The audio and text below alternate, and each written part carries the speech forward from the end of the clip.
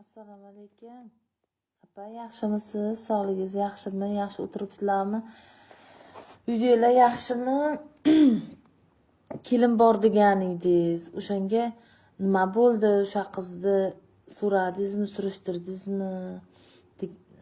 O'shanga ovozli xabar yozib qo'yapman. Keyin o'sha hali aytgan qizingiz apa nima qilasiz? Bir ikkita narsalarga e'tibor berasiz. O'sha o'qimishli bo'lsin, lekin aqllilik qilmasin, qo'li shirin bo'lsin, lekin ko'ngli har narsani tusamasin, chaqqon bo'lsin, lekin dam olishga vaqti bo'lmasin. Sepib to'lib toshgan bo'lsin, lekin bitta idish sindirib qolgan malomatga ham chidasin. Kechasi ko'chada yurmagan bo'lsin apa, lekin tong qorong'usida chiqib hovli supuradigan bo'lsin. Kamida ikkita til bilsin. Lekin haq bo'lsa ham ikki tilda ham tilini tiyib turadigan bo'lsin. Tili o'tkir bo'lmasin, opajon. Ko'p pul topsin, lekin kam sarflasin.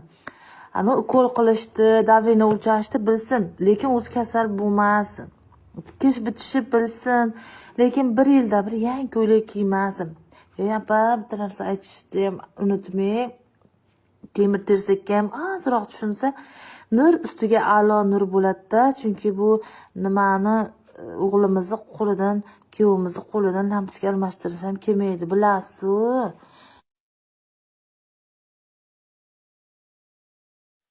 Qizlar qandaysizlar? Tuzuymisilar?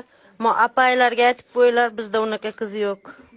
Bo'lmaydi ham, yo'q ham. O'zi tug'ib, shunday qilib yasab olsin, tarbiyalab olsin. Bizi qizlar uxlayapti hozir ham. Unaqa yo'q, enasida bo'lmagan bu xislat bolalarida bo'ladi.